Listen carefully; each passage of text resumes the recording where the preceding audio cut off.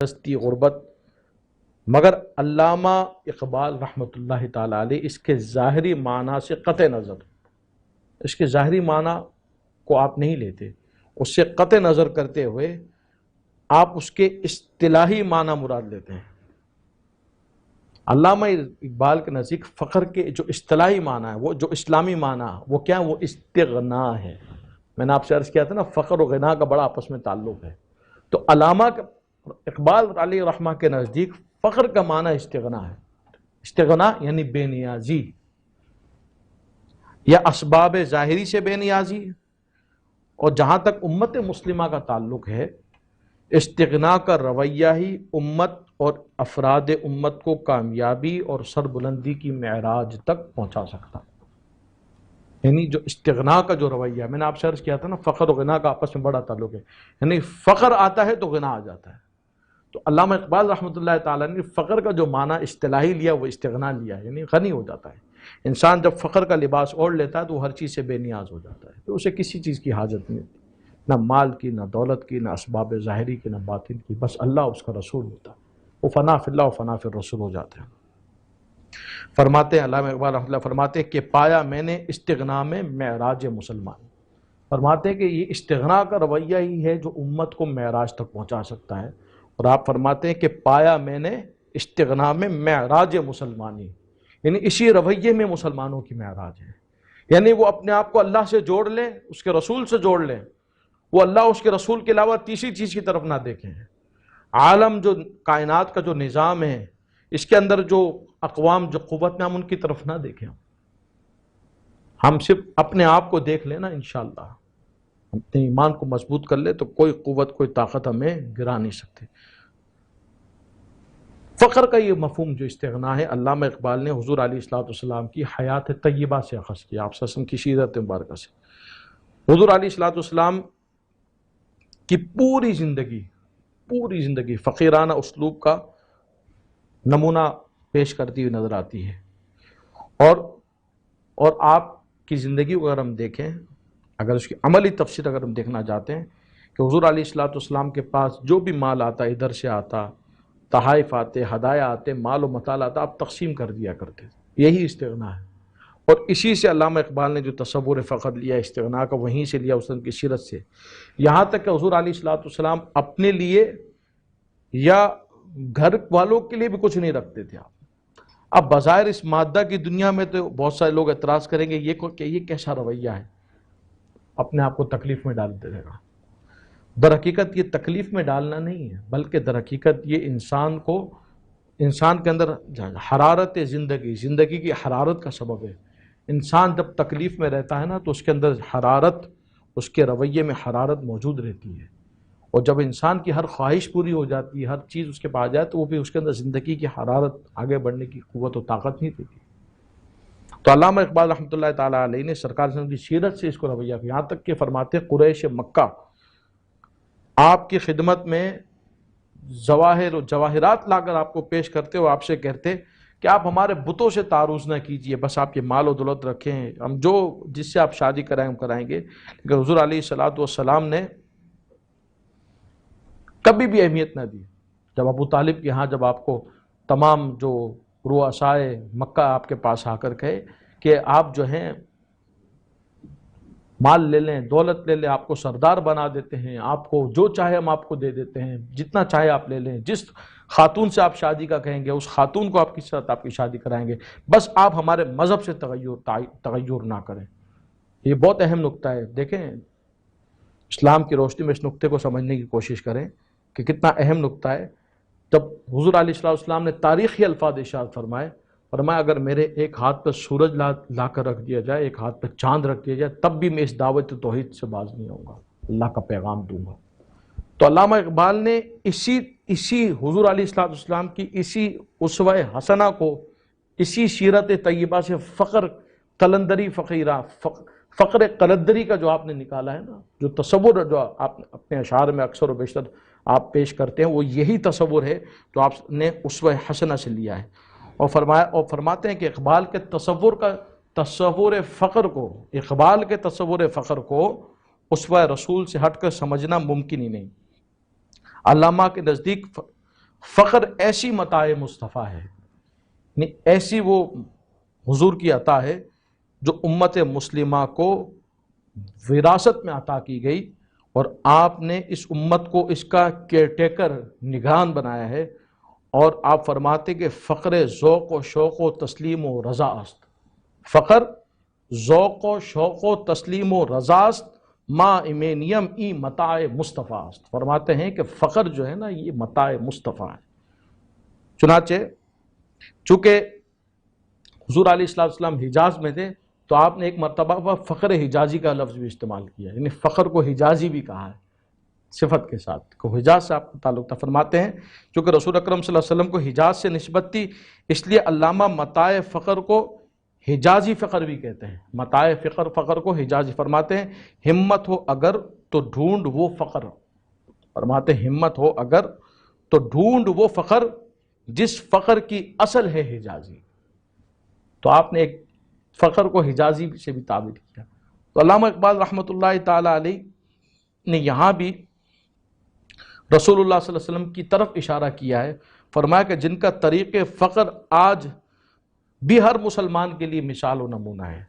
حضور علیہ السلام کا جو فخر ہے وہ آج بھی ہمارے لیے نمونہ ہے، اور علامہ اقبال نے حضور کی اس فخر کی خصوصیات کا ذکر اپنے دیوان میں کیا۔ درب کلی میں فرماتے ہیں اس فخر سے آدمی میں پیدا، فرماتے ہیں اس فخر سے آدمی میں پیدا اللہ کی شان بے نیازی، اس فخر سے آدمی میں پیدا اللہ کی شان بے نیازی، یہ فخر غیور جس نے پایا بے تیغ و ثنا ہے مرد غازی، یہ فخر جس نے پایا بے تیغ و ثنا ہے مرد غازی، مومن کی اسی میں ہے امیری، مومن کی اسی فخر میں ہے امیری، اللہ سے مانگ یہ فقیری، مومن کی اسی میں ہے امیری، اللہ سے مانگ یہ فقیری۔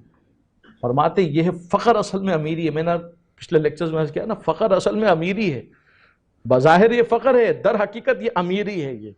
تو علامہ اقبال رحمۃ اللہ تعالی علیہ نے بھی اسی کا ذکر فرمایا کہ اللہ سے یہ فخر مانگ، دراصل یہ امیری ہے۔ فرماتے ہیں علامہ اقبال نے فقر غیور کی جو ترکیب ہے اسلامی فخر کے متضاد کے طور پر استعمال کی۔ اس شعر میں علامہ فرماتے ہیں کہ یہ فخر غیور جس نے پایا بے تیغ و ثنا ہے مرد غازی۔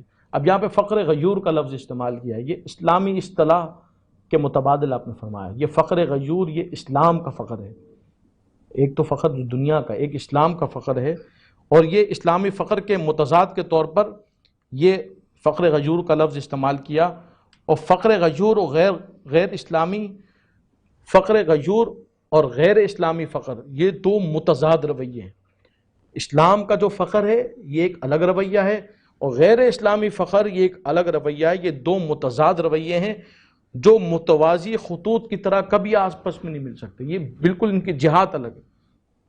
بال جبریل کے نظم فخر میں دونوں اصناف فخر کا، یعنی اسلامی فخر کا اور غیر اسلامی فخر کا باہمی آپ نے موازنہ کیا ہے۔ آپ فرماتے ہیں ایک فخر جو دنیا کا فخر ہے یعنی غیر اسلامی فخر، وہ کم ہمتی، بزدلی اور پسپائی سکھاتا ہے، جبکہ دوسری نوعیت کا فخر یعنی فخر اسلامی جو فخر غیور ہے، جو فخر حجازی ہے، وہ امامت اور عمارت کا رستہ دکھا کر فقیر کا رشتہ حضرت شبیر رضی اللہ تعالیٰ عنہ سے جوڑتا ہے۔ آپ فرماتے ہیں ایک فخر سکھاتا ہے صیاد کو نخچیری۔ آپ نے اس میں موازنہ کیا اسلامی فخر اور غیر اسلامی۔ فرماتے ہیں ایک فخر سکھاتا ہے صیاد کو نخچیری، ایک فخر سے کھلتے ہیں اسرار جہانگیری۔ ایک فخر تو وہ ہے جو صیاد کو نخچیری سکھاتا ہے، اور ایک فخر وہ ہے کہ جس سے کھلتے ہیں اسرار جہانگیری۔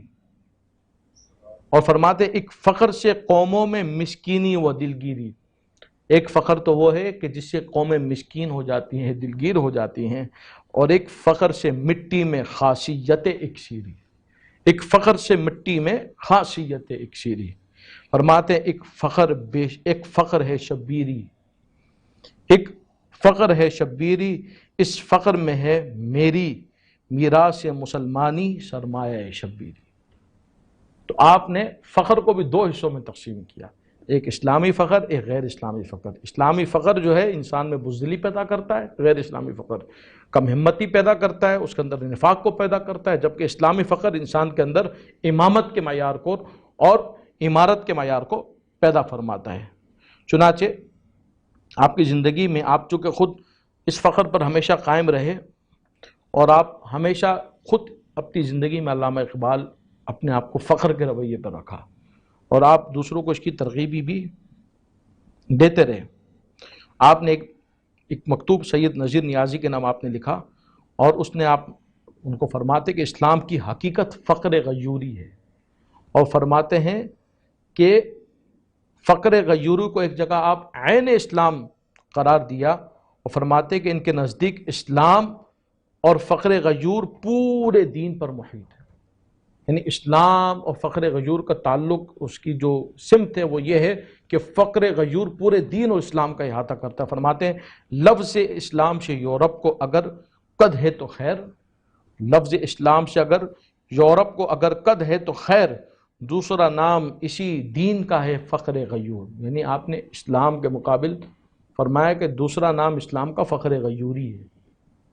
تو یہ علامہ اقبال کا یہ جو تصور فخر ہے کتنا شاندار ہے۔ آپ فرماتے ہیں علامہ اقبال رحمۃ اللہ تعالیٰ علیہ نے فارسی اور اردو شاعری میں بہت سارے الفاظ کا استعمال کیا، کہیں قلندر، کہیں مرد قلندر، کہیں درویش، کہیں بندہ درویش، کہیں مرد کامل جیسے الفاظ اور تراکیب کو فقر غیور کے معنوں میں اور فقیر کے متبادل و مترادف کے طور پر استعمال کیا، یعنی کہ آپ نے کہیں پر مرد قلندر کا جو لفظ استعمال کیا، بندہ درویش، یہ سب آپ نے فقر غیور یعنی فقر کے مقابل یہ الفاظ استعمال کیا۔ فرماتے ہیں قلندر جز دو حرف لا الہ کچھ بھی نہیں رکھتا، قلندر جز دو حرف لا الہ کچھ بھی نہیں رکھتا، فقیہ شہر قارو ہے لغت ہائے حجازی۔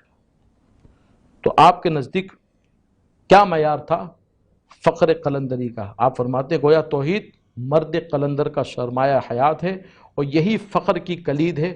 جب وہ لا الہ الا اللہ کہتے ہوئے غیر اللہ کی نفی کرتا ہے تو اس میں اللہ کی شان بے نیازی پیدا ہو جاتی ہے، یہ استغنا جو میں نے آپ سے ذکر کیا بندہ جب کرتا ہے تو اللہ کی اس میں بندے کے اندر مولا کی شان بے نیازی پیدا ہو جاتی ہے۔ حضرت علی حجویری رحمۃ اللہ تعالی علیہ نے اسی کی تائید اس طرح فرماتے ہیں کہ ذات خداوندی کے ماں سوا، اللہ کے سوا تمام چیزوں سے دل کو فارغ رکھ دینے کا نام فخر ہے، تمام چیزوں سے۔ اور ایک بزرگ ابو سعید کا قول نقل کیا، فرماتے اصل فقیر وہ ہے جو اللہ کے ساتھ غنی ہو، یعنی اللہ اسے کافی ہو، وہ خود کو اللہ کے سوا کسی کا بندہ نہ سمجھے، نہ وہ کسی سے ڈرے نہ کسی سے دبے، اور پیش فرعون کے سامنے پیش فرعون سرش افگندہ نیست کے مشتاق، نہ وہ کسی کے سامنے سر جھکائے نہ وہ کسی کے سامنے جھکے۔ یہی اصل میں فخر کا امتیازی وصف ہے کہ جب بندے کے اندر فقیرانہ وصف پیدا ہو جاتا ہے تو وہ قلندر ہو جاتا ہے، وہ صرف اللہ سے ڈرتا ہے، وہ کسی سے نہیں ڈرتا۔ فرماتے قلندر جز دو حرف، قلندر جز دو حرف لا الہ کچھ بھی نہیں رکھتا، یعنی جو قلندر ہوتا ہے وہ صرف لا الہ دو حرف دل میں رکھتا ہے، صرف اللہ کو مانتا ہے، اللہ کے سوا کچھ بھی دل میں نہیں رکھتا۔ فقیہ ہے شہر قارو ہے لغت ہائے حجازی کا۔ یہ علامہ اقبال رحمۃ اللہ تعالیٰ نے کتنے خوبصورت انداز میں آپ نے فقر کی جو سلسلے کو بیان فرمایا۔ چنانچہ فقر کے بارے میں ڈاکٹر سید عبداللہ لکھتے ہیں فقر ایک روحانی کیفیت ہے، ایک کیفیت ہے، ایک وصف ہے، احساس ہے، حس ہے، کیونکہ ہم جتنی بھی صفات کا ذکر کریں ان کا تعلق احساسات سے ہے، اور ایک حس کا نام فخر ہے، احساس کیفیت کا نام۔ فرماتے یہ ایک رویہ ہے جس کی روح سے برتر مقاصد زندگی کو مادی لذائذ اور قریبی ترغیبات پر ترجیح حاصل ہوتی ہے۔ کیا؟ یعنی آپ کی زندگی میں جب مقصد آ جاتا ہے، جب آپ ایک با مقصد زندگی کی طرف مائل ہو جاتے ہیں، یعنی فنا فی اللہ و فنا فی الرسول میں چلے آتے ہیں، آپ کا مقصد اسلام، احیاء دین، توحید، نشر و اشاعت، تبلیغ رہ جاتا ہے، پھر آپ کے نزدیک مادی لذائذ دنیا کے اور جو ترغیبات دنیا ہیں جو انسان کو اپنی طرف مائل کرتی ہیں اس سے وہ برتر ہو جاتا ہے، وہ پھر اس کے نزدیک پیش نظر مقاصد زندگی ہوتی ہے۔ فقر جو ہے فخر کی جو کیفیت ہے فرد کے اندر ایک خاص قسم کا وقار، ایک خاص قسم کا میلان اور بے نیازی پیدا کرتا ہے۔ چنانچہ وہ مال و دولت، مادی طرز فکر، خب سے دنیا، حب دنیا، ہوس، جاہ و منصب اور آل اولاد کی محبت سے بے نیاز ہو جاتا ہے، اور اس کے سامنے دنیا کی ساری نعمتیں ہیچ ہو جاتی ہیں۔ تو انشاءاللہ یہ سلسلہ ہم جاری رکھیں گے، ایک وقفے کے بعد پھر آپ کی خدمت میں حاضر ہوتے ہیں۔